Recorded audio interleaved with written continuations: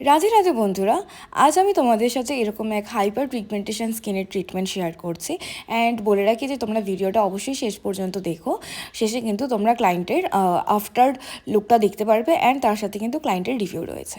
তো বলে রাখি যে আমাদের স্যালনে কিন্তু এরকম সব অ্যাডভান্স লেভেলের সার্ভিসগুলো তোমরা পেয়ে যাবে, যেখানে হাইপার পিগমেন্টেশন হোক ইয়া ফির প্রচণ্ড ভীষণ অ্যাকনে রয়েছে ফেসে বা অ্যাকনের স্পট পুরো বসে গেছে, এসব টাইপের ট্রিটমেন্টগুলো কিন্তু তোমরা পেয়ে যাবে। অ্যান্ড 110% তোমরা কিন্তু রেজাল্টও পাবে।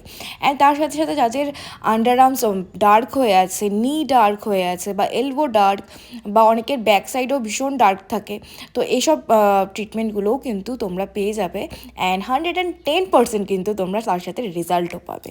তো ইয়েস, এরপরে চলো শুনে নিই ক্লায়েন্টের রিভিউ। হ্যালো মধুমিতা, তো বলো যে তোমার স্কিনের কি প্রবলেম ছিল। অ্যান্ড এটা হচ্ছে মধুমিতার সেকেন্ড সিটিং ট্রিটমেন্টের। তো কি প্রবলেম ছিল আর এখনো অবধি কিরকম কি রেজাল্ট পেলে? আমার ফেসের পুরো ফটোটা দেখলে বুঝতে পারবে, পুরো কপাল গালে পুরো স্পটগুলো এখনো আছে, কিন্তু অনেকটা হালকা হয়ে গেছে। আমার একটা সিটিংয়েই অনেকটা হালকা হয়ে গেছিল। আর আমি অনেক কিছু করেছি, অনেক কিছু ট্রিটমেন্ট করেছি, ডাক্তার দেখিয়েছি, হোম রেমেডিস। আর মানুষের কথা তো কিছু বলার নেই, এত কথা, ওদেরই চিন্তা, আমাকে নিয়ে ওদের বেশি চিন্তা। তো কথা বলার ধরনও একটা অন্যরকম, বলার তো একটা ধরন থাকে, কিন্তু মানুষের কথা বলার ধরনই একদম আলাদা। আমার কনফিডেন্স একদম লো করে দিয়েছিল। তো আমি একবার বসাতেই আমার এখানে যা ইমপ্রুভমেন্ট এসেছে, এখনো তো আরো বাকি আছে।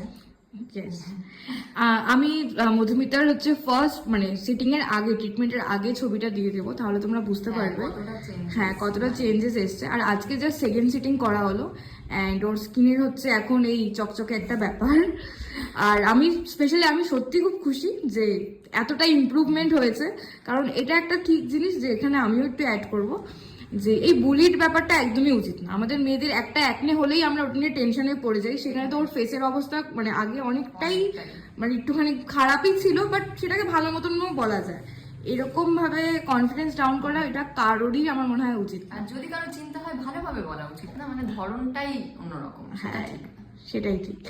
তো ইয়েস, আর আমি বলবো যে এরপর তোমাদের যাদের হচ্ছে এরকম স্কিনের পিগমেন্টেশনের প্রবলেম থাকতে পারে বা হাইপার পিগমেন্টেশনের যদি প্রবলেম থাকে, তাহলে অবশ্যই কিন্তু আমার সাথে একবার যোগাযোগ করতে পারো।